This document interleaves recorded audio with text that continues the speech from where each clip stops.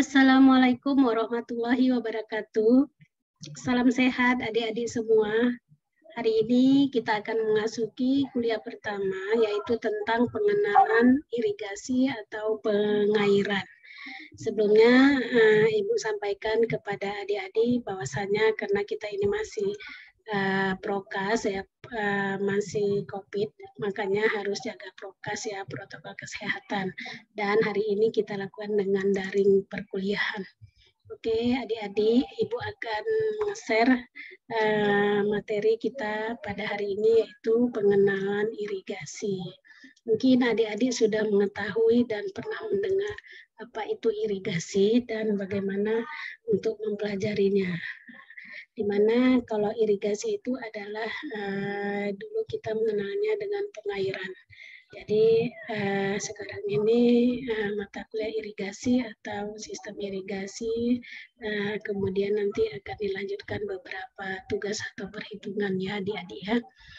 Baiklah, irigasi itu bertujuan dalam arti khusus pengairan adalah ya yang biasa disebut dengan pengairan adalah suatu usaha untuk mengatur dan memanfaatkan air yang digunakan, yaitu tersedia di sungai maupun sumber air yang menggunakan jaringan irigasi untuk kepentingan irigasi atau kepentingan persawahan. Jadi adik-adik di sini akan dituju kepada persawahan, sebelumnya nanti akan kepada perlengkapan yang lainnya. Ada tujuan irigasi, kalau dia ada 7 macam ya yang diketahui tujuan irigasi, yaitu membasahi tanah. Di mana membasahi tanah ini adalah untuk memungkinkan tanah pengairan atau yang akan diairi maupun untuk menghisap air tanah karena dibutuhkan sebagai pelarut mineral, penyubur halaman atau penyuburan tanaman, bahan pembentuk, dan juga bisa membersihkan tanah. Kedua, menyuburkan tanah. Dalam menyuburkan tanah ini, air yang mengalir akan melarutkan yang ada dalam tanah. Lumpur juga unsur yang diangkat oleh air. Maka hal ini dapat berfungsi sebagai pupuk yang penting perlu diperhatikan dalam perencanaannya. Begitu ya adik-adik. Kemudian ada ini meninggikan tanah. Di mana meninggikan tanah ini adalah air itu ya dialirkan, diendapkan di tempat yang telah mengandung lumpur. Hal ini dapat menyebabkan naiknya muka tanah akibat pengendapan lumpur. Kemudian adik-adik mengatur suhu tanah. Dalam mengatur suhu tanah ini karena tanaman sangat sensitif terhadap perubahan suhu tanah yang dapat mengganggu perkembangan tanaman. Jadi adik-adik perlu mengatur suhu tanah. Kemudian membersihkan tanah.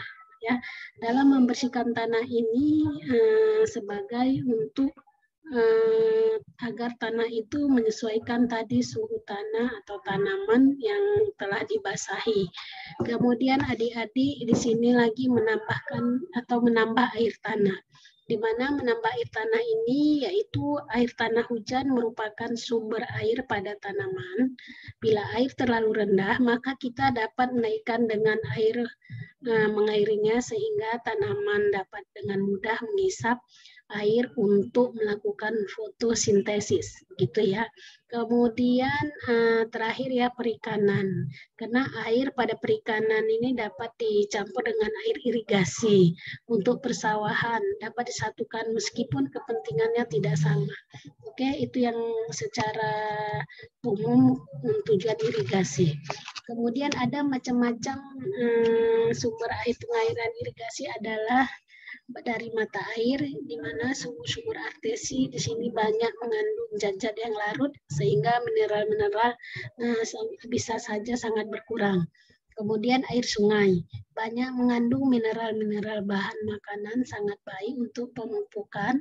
Kemudian peresapan, selokan terbuka dan selokan tertutup. Kemudian penyiraman ya sebagai mungkin untuk drainasenya. Kemudian adik-adik ada beberapa bangunan pelengkap. di mana bangunan pelengkap ini yang diketahui adik-adik ada beberapa macam, yaitu bangunan penyadap, bangunan pembawah, bangunan pembagi, dan bangunan pembuang. Bangunan penyadap adalah pada jaringan irigasi ini memerlukan penyadap, di mana pada bangunan penyadap dilengkapi dengan bangunan bergerak dan rumah pompa. Kemudian bangunan pembawa ini terdiri dari beberapa bangunan, yaitu saluran primer, saluran sekunder, saluran tersier, saluran kuarter, itu ya.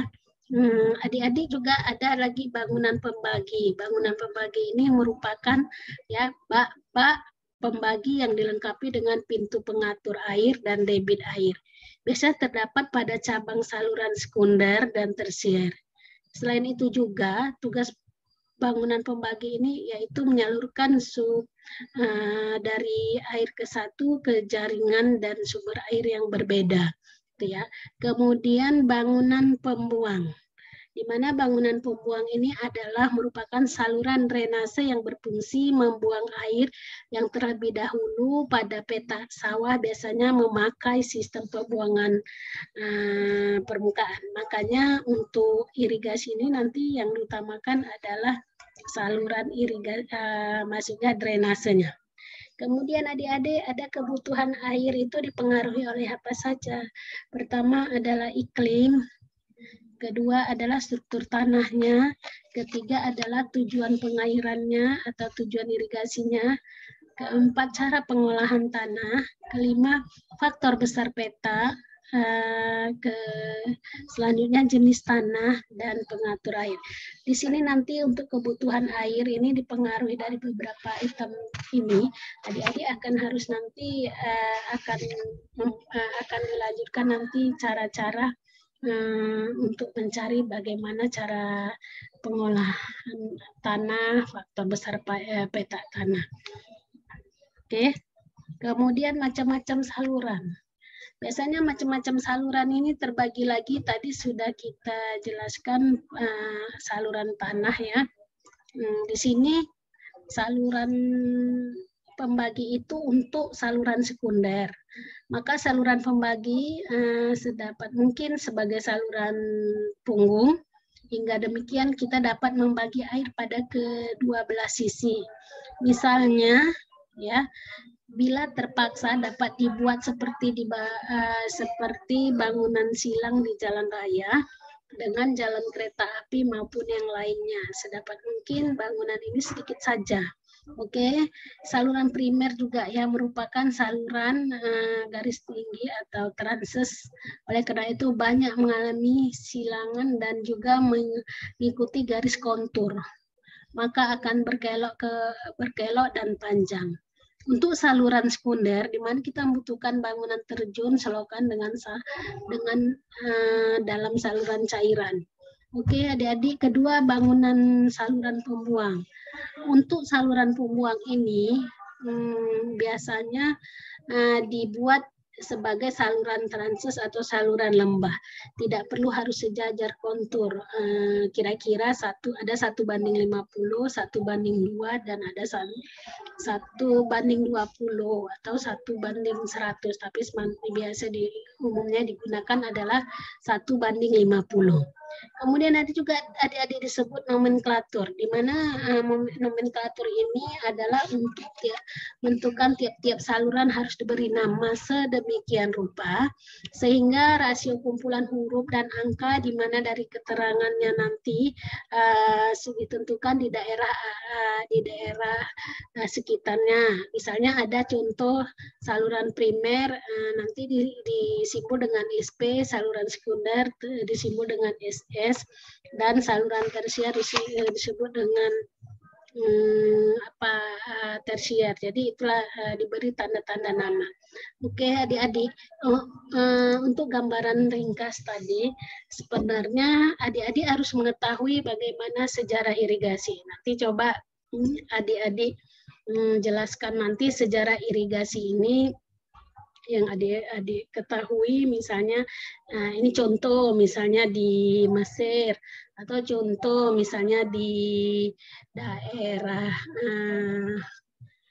Jawa, atau contoh di daerah masing-masing, nanti coba diberi gambaran dan jelaskan sejarah irigasi yang adik-adik ketahui. Kemudian tadi pun ada yang sudah jelaskan tentang bangunan-bangunan. Jadi apa fungsi bangunan?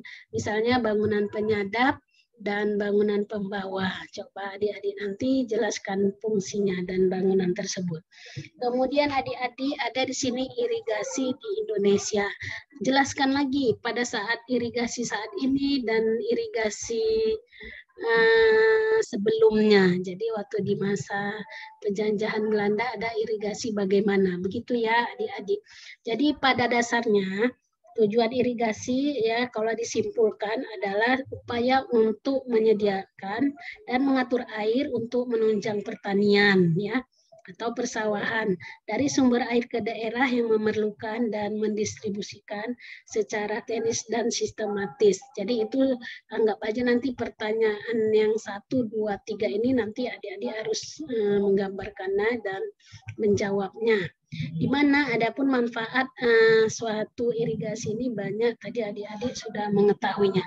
Oke, sebelum nanti dilanjutkan ke materi berikutnya, Ibu akan menyampaikan sistem irigasi secara ringkas ya. Pertama, kita mulai dari bendung atau bendungan pun bisa ya dilihat dari bendungan. Kedua, bangunan dilanjut ke bangunan sadap. Kemudian bangunan bagi sadap, bangunan talang, dan di situ nanti setelah melalui masuk ke irigasi petak sawahnya, melalui di 7 saluran primer, saluran sekunder, saluran tersier. Itu ya untuk materi berikutnya. Adapun yang sistem irigasi ini untuk membasahi tanah tadi, yaitu membantu pembasahan tanah pada daerah yang curah hujannya kurang atau tidak menentu. Kemudian untuk mengatur pembasahan tanah tadi yang dimaksud agar daerah pertanian atau persawahan dapat diairi sepanjang waktu, baik pada musim kemarau maupun pada musim penghujan. Untuk menyuburkan tanah, yaitu mengalirkan air yang mengandung lumpur pada daerah pertanian sehingga tanah dapat menerima unsur-unsur penyubur untuk kolmotase, meninggikan tanah.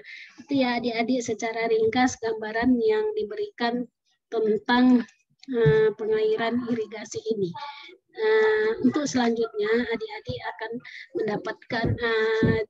mendapatkan gambaran yang saya berikan pengenalan pertama tentang irigasi. Jika ada pertanyaan nanti yang ketiga dijawab, silahkan dijawab dalam tugas yang diberikan nanti di mana. Itulah yang dapat Ibu berikan pertemuan pertama perkuliahan kita ini, pengenalan irigasi. Semoga adik-adik dapat menerimanya. Ini sebenarnya harus ada tanya jawab, tapi karena ini pengenalan nanti akan datang, mungkin kita buat tanya jawab.